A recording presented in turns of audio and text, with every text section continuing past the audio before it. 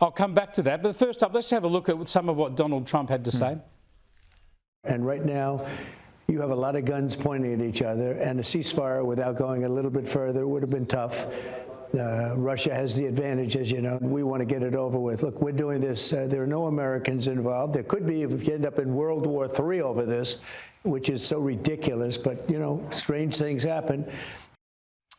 Well, Donald Trump's being forced to adjust his timeline. Lives are being lost in the meantime. You mentioned the protection of energy assets.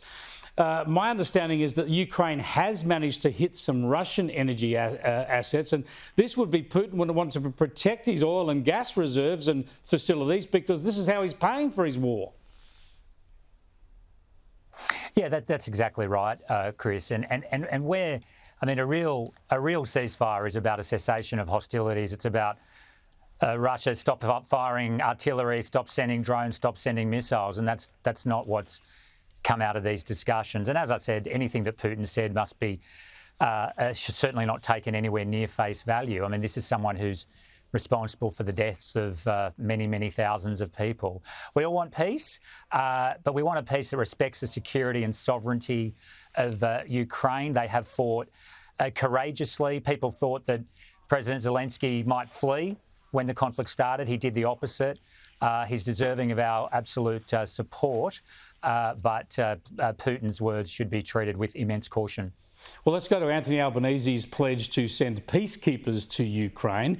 He seems to be walking back from that to some degree, saying there might be a small contribution. Obviously, a lot of other European nations are talking about some sort of post-ceasefire presence. Do you rule out any contribution at all by Australian Defence Forces to any such mission? Oh, look, we've made it clear that we're not supportive of putting boots on the ground, Chris. Look, and there's a number of key reasons. I mean, one of them here, Chris, in a peacekeeping scenario, as people like Mike Pizzullo and Peter Lay, the former Chief of Army, have pointed out, any peacekeepers, should we get to that stage, would be stationed near the line of demarcation, so to speak. So therefore, within the range of Russian drones, of Russian missiles, of potentially of Russian artillery, and with a counterparty who cannot be trusted at all and has a history of breaching agreements, a long way from Australia, and with, of course, Europe having about 500 million people to draw upon for such a force. So this isn't some, boy's own adventure for Anthony Albanese. This is a very serious matter. We think where we need to focus in terms of our defence resources is here at home and in the Indo-Pacific region, where the government has dropped the ball in terms of defence, and we'll have more to say about that in the weeks ahead. But an issue to deploy Australian troops has to be approached with great maturity, and Anthony Albanese is not doing that at all, and that's why it's been called out by Peter Lay and by Mike Pizzullo and by several others. Yeah, but if you were to win the election, presumably the first call you would get from your British counterpart would be asking you to contribute. You would give them a flat no to any form of assistance?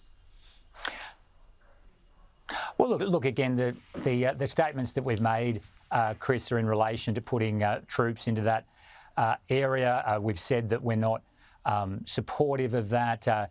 The irony here is that the government is dragging the chain on supporting Ukraine in many other ways, and yet the Prime Minister's off on this frolic in relation to putting Australian troops in harm's way.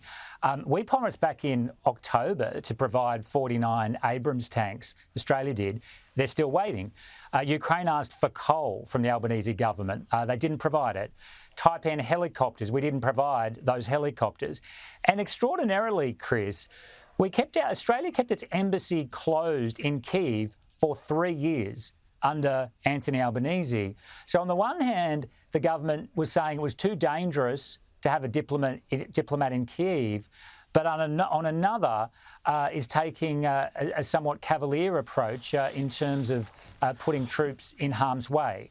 So we're very supportive of provision of defence material and other material, and that's where we think the focus should be. Yeah, good point. Shameful the way we haven't had that embassy staff. Thanks for joining us, David. Hopefully we can catch you again before the election.